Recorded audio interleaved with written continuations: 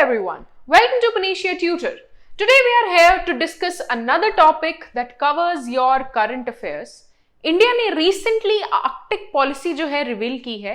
आज हम उसी के बारे में कुछ पॉइंटर्स जो हैं वो डिस्कस करने जा रहे हैं. But before I proceed to that, मैं पहले बात करना चाहूंगी कि आर्कटिक रीजन में आप किन किन जगहों को इंक्लूड करते हैं, ताकि आपको थोड़ा क्लैरिटी हो कि हम जिस चीज के बारे में पॉलिसी बना रहे हैं हम उस एरिया में किन किन रीजन्स को डालते हैं.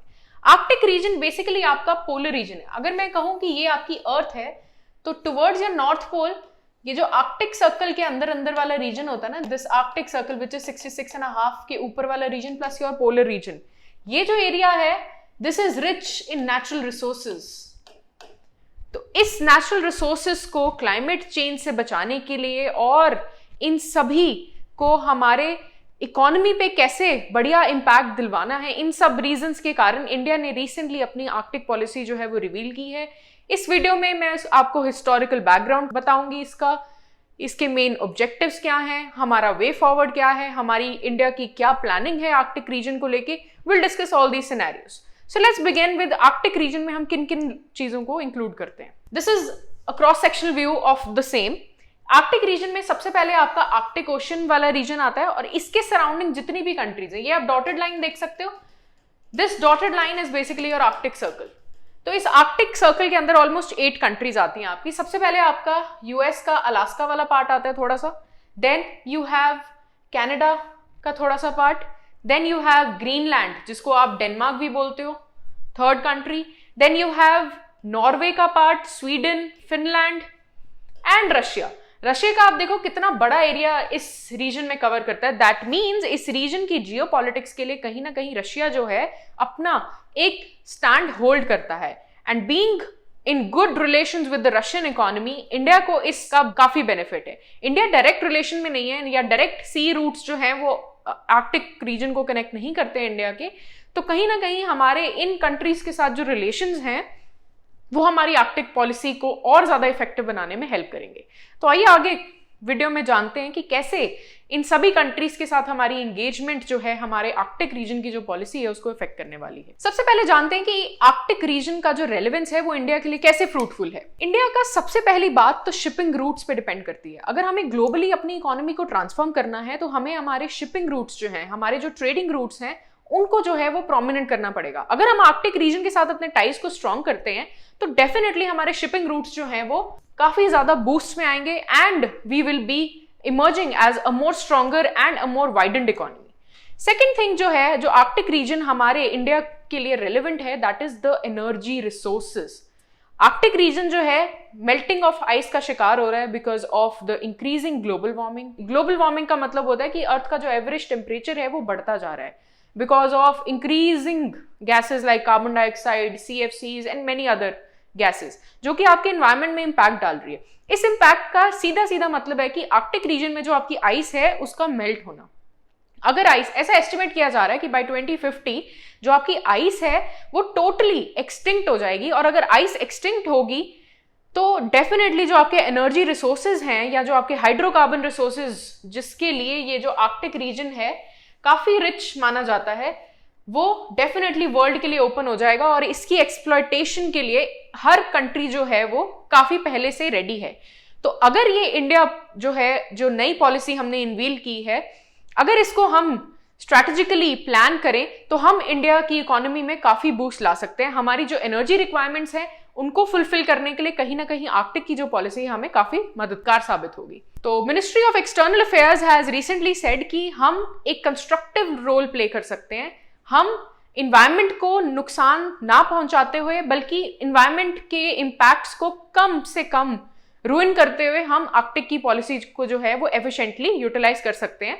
आर्कटिक रीजन में जो पॉलिसी बनाने के लिए रिस्पॉन्सिबल है that is your Arctic council. Arctic council basically आपकी एक इंटर गवर्नमेंटल बॉडी है जो कि सस्टेनेबल डेवलपमेंट की स्ट्रैटेजीज, सस्टेनेबल डेवलपमेंट होता है कि हम आज की स्ट्रैटेजीज, आज की नीड्स को देखते हुए अपनी फ्यूचर जनरेशंस के लिए भी बेटर पॉलिसीज जो हैं वो प्लान कर पाए, प्लस एनवायरमेंटल प्रोटेक्शन की पॉलिसीज जो हैं हमने डिवाइस की हैं. तो इस रीजंस की वजह से ये जो पॉलिसी है हमारे इंडिया के लिए रेलिवेंट है. तो इंडिया की जो मिनिस्ट्री है, मिनिस्ट्री ऑफ अर्थ साइंसेज, इसने रिसेंटली आर्कटिक पॉलिसी की जो रिपोर्ट है जिसका title India and the Arctic building a partnership for sustainable development के नाम से जो है वो लॉन्च की है। मैं आपको बता दूं, इंडिया ने ऑब्जर्वर स्टेटस हासिल किया था इन 2013। ऑब्जर्वर स्टेटस का मतलब है कहीं ना कहीं हमारी इकोनॉमी का एक बेटर होल्ड है आपके आर्कटिक काउंसिल में। Beside those 8 countries that I have listed in the Arctic reason, India के पास भी एक स्पेसिफिक लाइसेंस है कि हम यहाँ की इकोनॉमी को और बूस्ट कर पाए। आर्कटिक रीजन में कम से कम 1/10 इंडिजीनियस पीपल यानी कि 4 मिलियन इनहैबिटेंट्स जो हैं वो रहते हैं। अब उन 1/10 इनहैबिटेंट्स जो वहां पे रहते हैं, जो कि टोटली आइस कवर्ड जोन है, स्नो और आइस से कवर रहता है, नॉर्दर्न मोस्ट पार्ट है कंट्री का, तो इन सभी के लिए अगर हम पॉलिसी वाइज कुछ बेटरमेंट कर पाए और अपने इंडिया की इकोनॉमी में बूस्ट कर पाए स्ट्रैटेजिकली और क्लाइमेटोलॉजिकली इन्वायरमेंट को प्रोटेक्ट कर पाए, इन सभी चीजों की वजह से इस पॉलिसी का रेलेवेंस जो है वो ऑटोमेटिकली आने वाले टाइम में बढ़ जाता है। तो आर्कटिक काउंसिल जो कि यहाँ की इंटर गवर्नमेंटल बॉडी है, जैसा कि मैंने आपको अभी बताया, ये रिस्पॉन्सिबल है इन्वायरमेंट को प्रोटेक्ट करने के लिए प्लस सस्टेनेबल डेवलपमेंट की जो पॉलिसीज हैं उनको इंप्लीमेंट करवाने के लिए। हिस्ट्री की बात करते हैं। हिस्ट्री वाइज अगर मैं देखूं तो इंडिया की सबसे पहली engagement with your Arctic council was in 1920, जब इंडिया ने स्वालबर्ड ट्रीटी, जो कि आपकी स्पिट्सबर्जन आइलैंड, जो कि नॉर्वे का एक आइलैंड है, वहां पे पहली बार आर्कटिक रीजन के साथ अगर हमने कोई भी टाइज रखे थे तो ये ट्रीटी उस बात का सबूत है, जो कि आपकी 1920 में हुई थी। देन लेटर इन 2007 इंडिया ने पहला साइंटिफिक एक्सपीडिशन जो है वो आर्कटिक रीजन में लॉन्च किया था। इस साइंटिफिक एक्सपीडिशन का मेन मकसद यही था कि वहां पर जितने भी क्लाइमेट चेंज के फिनोमिनाज हैं, जो कि आपकी आज की डेट की ग्लोबल वार्मिंग के लिए रिस्पॉन्सिबल है, उनको एनालाइज किया जा सके। सेकेंड थिंग, जो भी फैक्टर्स जो हैं आर्कटिक और इंडियन मॉनसून को आपस में जोड़ते हैं, यानी कि हिमालयाज और आर्कटिक रीजन के क्लाइमेट्स कैसे अफेक्ट होते हैं, कैसे आर्कटिक रीजन जो है ग्लोबली आपके एटमॉस्फेयर्स को अफेक्ट करता है अलग अलग बायोजियोकेमिकल साइकिल्स के द्वारा, उन सभी को अंडरस्टैंड करने के लिए ये जो फर्स्ट साइंटिफिक एक्सपीडिशन आर्कटिक में भेजा गया था, that was in 2007। Many million dollars were spent to explore this Arctic region in 2007। फिर उसके बाद 2008 में इंडिया ने अपना पहला रिसर्च बेस जो है, जिसका नाम हिमाद्री है, वो स्वालबर्ड में लॉन्च किया एट NY एलिजेंट। और यहाँ पर हमारी हर टाइप की रिसर्च एक्टिविटीज, हमारे अलग अलग जो स्टेक होल्डर्स हैं, हमारी गवर्नमेंट, हमारे एकेडमिशियंस, हमारी इंडस्ट्रीज, उन सभी ने मिलकर जो है यहाँ पर एक रिसर्च बेस जो है वो इस्टेब्लिश किया। यहाँ से हमारी मेजर एक्टिविटीज जो हैं वो आज की डेट में भी कंडक्ट होती हैं। देन इन 2013 इंडिया को ऑब्जर्वर स्टेटस मिल गया in your Arctic region, as I said you earlier. Then in 2014 हमने अपनी पहली observatory, that is your INDARC observatory, Kingsford Jordan में जो है वो इस्टेब्लिश की। और 2016 में हमने अपनी पहली लेबोरेटरी जो है न्यू एलिजेंट स्वालबर्ड में जो है वो इस्टेब्लिश की। ये हमारी नॉर्दर्न मोस्ट पहली लेबोरेटरी है जो इंडिया ने कहीं इस्टेब्लिश की है। दिस इज हाउ हमारे हिस्टोरिकली हमने आर्कटिक रीजन के साथ अपने आप को इन्वॉल्व किया है। और इस इन्वॉल्वमेंट का सीधा सीधा मतलब है कि हमारे एनर्जी रिसोर्सेज को बूस्ट देना, हमारे क्लाइमेट चेंज के पैटर्न्स को, जो कि आपकी इंडियन मॉनसून्स को इफेक्ट करते हैं, उनको कहीं ना कहीं सस्टेनेबल आइडियोलॉजी से अपनी इकोनॉमी को बेटरमेंट प्रोवाइड करनी। आइए बात करते हैं जो 6 मेजर पैरामीटर्स हैं जो हमारी ये रिसेंट पॉलिसी कवर करती है, वो क्या है। वो 6 मेजर पैरामीटर्स में सबसे पहले आता है आपका साइंस एंड रिसर्च। ये जो हमारी पॉलिसी है ये बेसिकली साइंस और रिसर्च एक्टिविटीज पे फॉलो करेगी। अलग अलग स्टेक होल्डर्स जो आपके कंट्री में इन्वॉल्व हैं उनको आपस में जोड़ेगी, ताकि ये लोग बेटर पॉलिसीज बना पाएं, बेटर रिसर्च एक्टिविटीज कंडक्ट कर पाएं, अलग अलग स्टेक होल्डर्स को जोड़ के, ह्यूमन इन्वॉल्वमेंट बढ़ाकर, and they can focus on science and research. Second thing है आपकी climate and environment protection. Climate and environment protection is the major funda behind engaging with the Arctic region. ये कहीं ना कहीं हमारे इंडिया को हर तरह से socially, economically, politically betterment provide करने वाला रीजन है। इसीलिए हमारा यहाँ पर क्लाइमेट एंड एनवायरमेंट प्रोटेक्शन सबसे मेजर आउटकम बन जाता है, क्योंकि कहीं ना कहीं आर्कटिक रीजन जो है वो ग्लोबल वार्मिंग का शिकार होता जा रहा है, and the melting of ice will definitely be fruitful in the coming years हमारी इंडियन पॉलिसी को लेके। और हमें स्ट्रैटेजिकली प्लान करना होगा कि हमें इन ग्लोबल वार्मिंग जैसे चेंजेस को या क्लाइमेट चेंज जैसे चेंजेस को कैसे कम्बैट करना है। Then economic and human development, definitely जैसे जैसे हम यहाँ पर रिसर्च एक्टिविटीज कंडक्ट करते जा रहे हैं, ऑब्जर्वेटरी सेट करते जा रहे हैं, तो ये कहीं ना कहीं हमारे ह्यूमन रिसोर्स को जो है वो बूस्ट देने वाला है। देन ट्रांसपोर्टेशन एंड कनेक्टिविटी, जैसा कि मैंने बताया कि शिपिंग रूट्स जो हैं हमारे आर्कटिक रीजन के साथ कैसे रिलेटेड हैं, हम डायरेक्टली रिलेटेड नहीं है, we need to attach with different economies, तो कहीं ना कहीं हमें आर्कटिक काउंसिल के साथ एंगेज होना पड़ेगा अपनी ट्रांसपोर्टेशन और कनेक्टिविटी को बेटर करने के लिए। और यही नहीं, अगर हम डिफरेंट इकोनॉमीज के साथ एंगेज होंगे तो हमारी इंटरनेशनल कोऑपरेशन जो है उसको बूस्ट मिलेगा और हमारी नेशनल कैपेसिटी बिल्डिंग जो है अल्टीमेटली विल बी बेटर। तो कहीं ना कहीं ये दो इंडिसेस जो हैं वो इन सभी इंडिसेस पे मैटर करते हैं। So these were the 6 provisions that were listed in your Arctic policy that is revealed in recently. आगे बढ़ते हैं, इस आर्कटिक पॉलिसी के मेन ऑब्जेक्टिव्स क्या हैं। सबसे पहला ऑब्जेक्टिव है इसका नेशनल कैपेबिलिटीज और कॉम्पिटेंसीज को स्ट्रेंथन करना। किस फील्ड में? साइंस एंड एक्सप्लोरेशन के फील्ड में। आपके ये इकोनॉमिक एंड वायबिलिटी पैरामीटर्स, जितने भी आप पैरामीटर्स सोच सकते हैं इस रीजन के रिलेटेड, उन सभी चीजों को स्ट्रेंथन करना इस पॉलिसी का मेन ऑब्जेक्टिव है। सेकेंड ऑब्जेक्टिव है इसका इंस्टीट्यूशनल और ह्यूमन रिसोर्स कैपेसिटीज को स्ट्रेंथन करना।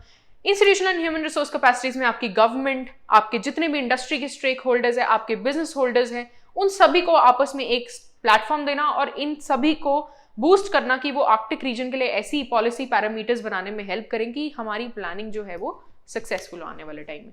Enhance the impact of climate change in the Arctic region. अब Arctic region is facing climate change क्योंकि हम अर्थ का एवरेज टेम्परेचर बढ़ता जा रहा है with the more exploitation of the resources that are available on the earth। इसकी वजह से जो इस रीजन में जो आइस है वो मेल्ट होती जा रही है। बाय 2050 इट इज एस्टिमेटेड, जैसा कि मैंने आपको पहले बताया, कि ये जो आइस है काफी हद तक मेल्ट हो जाएगी and this Arctic region will be open to the world to exploit its natural resources. अब ये रीजन काफी रिच है अपने नेचुरल रिसोर्सेज को लेके, तो हमें स्ट्रैटेजिकली प्लान आउट करना होगा कि ये रीजन जो है काफी एक्सप्लॉइट भी ना हो और कहीं ना कहीं हम एनवायरनमेंट को ज्यादा नुकसान भी ना पहुंचा पाए। Then it promotes better analysis, prediction and coordinated policy making in the implications of ice melting. जो भी आइस मेल्टिंग के इम्प्लीकेशंस होंगे उनके अंदर इंटरमिनिस्ट्रियल कोऑर्डिनेशन को है उसको प्रमोट करना होगा। कहीं ना कहीं इन्वायरमेंट के ऊपर तो नेगेटिव इफेक्ट्स आएंगे ही, बट हमें अपने रिसोर्सेज को इस तरह से यूटिलाइज करना है कि वो एफिशिएंटली यूटिलाइज हो, ना कि ओवर यूटिलाइज हो, ताकि हम अपने इन्वायरमेंट को, हम अपनी स्टडीज को बचा पाए। Next is linkages between polar regions and the Himalayas. अब कहीं ना कहीं मैंने आपको बताया कि जो बायोजियोकेमिकल साइकिल्स हैं या जो आपके क्लाइमेटिक फिनोमिनाज हैं डायरेक्टली जो आर्कटिक रीजन पे बेस्ड हैं, वो कहीं ना कहीं इंडिया के क्लाइमेट को भी अफेक्ट करते हैं। इंडिया की मॉनसून आर्कटिक रीजन के क्लाइमेट के ऊपर काफी डिपेंडेंट है, तो कहीं ना कहीं हमें इन लिंकेजेस को समझना है और उनके ऊपर बेटर पॉलिसीज जो है उनके लिए काम करना है। तो इस पॉलिसी का मेन मकसद कुछ यही है। Then next is increase India's participation in the Arctic council. जैसे कि हमें अभी ऑब्जर्वर स्टेटस मिला है, तो कहीं ना कहीं हमें अपनी पार्टिसिपेशन को और ज्यादा बकअप करना होगा ताकि हम बेटर पॉलिसीज जो है इस रीजन के लिए बना पाए। So these were some of the objectives. अब लाइमलाइट डालते कुछ नंबर्स पे, जिससे हमें पता चलेगा कि हमें आर्कटिक रीजन के साथ अपनी एंगेजमेंट को बढ़ाकर क्या फायदा होगा। सबसे पहले आप देखिए, हमारा इंडिया जो है वो third largest energy consuming country है पूरे वर्ल्ड का। थर्ड लार्जेस्ट ऑयल इंपोर्टर है हम पूरे वर्ल्ड में। Approximately 83% oil we export from the world. Then fourth largest importer of gas है हम पूरे वर्ल्ड में। और आगे बात करूं तो India's gas mix of energy basket is only 6%, मतलब वर्ल्ड का एवरेज 24% के अराउंड और इंडिया का अकेला 6% है। तो अगर हम आर्कटिक रीजन के साथ अपनी टाइज को जो है वो स्ट्रॉन्ग करते हैं, तो कहीं ना कहीं इन सभी पैरामीटर्स का जो पोटेंशियल है हमें आर्कटिक रीजन में देखने को मिलता है। तो हम अपने जितने भी मिनरल रिसोर्सेज की कमी है, जितने भी एनर्जी रिसोर्सेज की कमी इंडिया अगर फेस करता है कभी, तो अगर हम आर्कटिक पॉलिसी के थ्रू इस रीजन के साथ एंगेज करते हैं तो कहीं ना कहीं हम अपनी जो स्केल है इसको बढ़ा पाएंगे। तो this is why this Arctic region is potentially fruitful to the Indian economy. ये नंबर्स आपको बहुत कुछ बता पाएंगे इस बारे में। तो हमारी जितनी अपॉर्चुनिटीज है ना, एनर्जी को लेके, मिनरल्स को लेके, फूड सिक्योरिटी को लेके या शिपिंग रूट्स को लेके, ये सभी प्रॉब्लम सॉल्व हो सकती हैं आने वाले टाइम में अगर हमारी टाइज जो है आर्कटिक रीजन के साथ काफी स्ट्रांग हो जाए, आर्कटिक काउंसिल में हमारा जो स्टेटस है वो ऑब्जर्वर से बढ़ जाए। अब सबसे बड़े चैलेंजेस क्या हैं इस आर्कटिक रीजन में अपनी स्टेक को बढ़ाने के लिए या अपनी पोजीशन को और ज्यादा वायबल करने के लिए? सबसे बड़ा चैलेंज है क्लाइमेट का। देखिए, आइस जो है वो धीरे धीरे मेल्ट हो रही है वहां पे, तो इस आइस मेल्टिंग को कैसे कंट्रोल किया जाए, क्लाइमेट चेंज जैसे फिनोमिना से कैसे डील करा जाए, सबसे बड़ा चैलेंज तो यही होगा हमारी इंडियन इकोनॉमी के लिए। सेकेंड है lowering of the salinity levels. Salinity basically क्या होता है? Salinity is the amount of salt present in your sea water. तो ये जो लेवल्स हैं, क्योंकि आइस मेल्ट हो रही है तो सैलिनिटी जो है वो कम होती जा रही है, और इसका डायरेक्ट इफेक्ट जो है आपका टेम्परेचर राइजिंग के ऊपर जा रहा है। जैसे जैसे टेम्परेचर राइज होता है वैसे वैसे आपकी अर्थ की जो वार्मिंग है वो बढ़ती जाती है, एंड डेफिनेटली आपका आर्कटिक जो है वो it is losing its natural tendencies. तो इन सभी चीजों को लेके आपके वार्मिंग इफेक्ट्स जो हैं वो अर्थ पे बढ़ते जा रहे हैं। अगर वार्मिंग इफेक्ट्स पड़ेंगे तो कहीं ना कहीं अर्थ को नुकसान ही है आने वाले टाइम में, तो हमें इन सब चीजों को कम्बैट करना है। अब अगर वार्मिंग इफेक्ट बढ़ेगा तो कहीं ना कहीं लो प्रेशर जोन ज्यादा बनेंगे, लो प्रेशर जोन ज्यादा बनेंगे तो लो प्रेशर जोन से बारिश काफी आएगी, तो प्रेसिपिटेशन बढ़ने के चांसेस ज्यादा हैं आपके हायर लैटिट्यूड्स में, यानी कि in above your tropic of cancer, in your Arctic region और your below near your Antarctic regions. Next है कोविड-19 जैसा पैंडेमिक। अब क्योंकि यहाँ पे जो परमाफ्रोस्ट सॉइल है ना उसकी थॉइंग हो रही है, इसके कारण जो ग्लोबल वार्मिंग के चांसेस है ना वो काफी ज्यादा बढ़ जाते हैं। और अगर ये सिनेरियो आप देख सकते हैं तो इसका कॉन्सिक्वेंस सीधा आपके वायरसेस और बैक्टीरियाज पे होगा, उनका जो इंक्रीज है काफी बढ़ेगा, और कोविड-19 जैसा एक पैंडेमिक काफी सारे और पैंडेमिक्स, जैसे एक कोविड-19 पैंडेमिक आया है, ये और भी काफी सारे पैंडेमिक्स को जन्म देने में सफल रह सकता है। नेक्स्ट थिंग जो सबसे बड़ा चैलेंज है यहाँ पे इनएडिक्वेट फंडिंग का, क्योंकि ये रीजन जो है आर्कटिक काउंसिल और UNCLOS जैसे लॉ मेकिंग बॉडीज हैं वो डिवाइस करती हैं, तो इस रीजन में एडिक्वेट फंडिंग नहीं आ पाती है। बट क्योंकि ये काफी लोगों का हैबिटेंट एरिया है और काफी स्ट्रेटेजिक इंपॉर्टेंस रखता है, वर्ल्ड के सबसे ज्यादा नेचुरल रिसोर्सेज इस रीजन में लाया करते हैं, तो हमें इफेक्टिव फंडिंग बनाने की जरूरत है। वे फॉरवर्ड, सबसे बड़ा इसका वे फॉरवर्ड यही है कि आने वाले टाइम में हमें इंडिया की जो डायरेक्शन है, हमारे जो पॉलिसी मेकर्स जो आर्कटिक रीजन के लिए जो पॉलिसीज बनाते हैं उनको स्ट्रैटेजिकली डिफाइन करने की जरूरत है। सस्टेनेबल डेवलपमेंट जैसी चीजों के ऊपर ज्यादा फोकस करने की जरूरत है। रिसर्च बेस्ड एक्टिविटीज जो हैं, जो कि नेचुरल एनवायरनमेंट को ज्यादा ना हार्म करे, उन सभी चीजों को प्रमोट करने की जरूरत है। नेक्स्ट है आपका अवेयरनेस बढ़ाने की जरूरत है।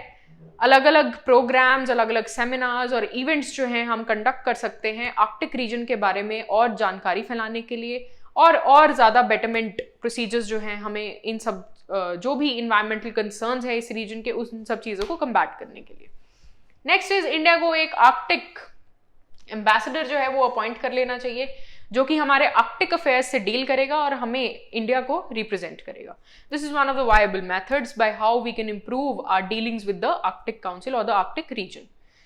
नेक्स्ट इज एक एक्सपर्ट कमिटी बनानी चाहिए इंडिया को, जो कि प्लानिंग करेगी, इम्प्लीमेंटेशन करेगी, मॉनिटर करेगी, जो भी आपकी आर्कटिक रीजन की जो शॉर्ट कमिंग्स हैं या जो बेटर कमिंग्स हैं, उन सब चीज़ों को कैसे एक्सप्लोर किया जाए और कैसे एक बढ़िया एम सेट किया जाए to strengthen India's relations with the Arctic, उन सभी चीज़ों के ऊपर फोकस किया जाए। सो बेसिकली हमारा एम ये होना चाहिए कि हम सस्टेनेबल डेवलपमेंट टेक्नोलॉजीज को प्रमोट कर पाएं, ताकि हम क्लीन पैरामीटर्स के साथ जो है अपनी एक्सेस को गेन कर पाएं।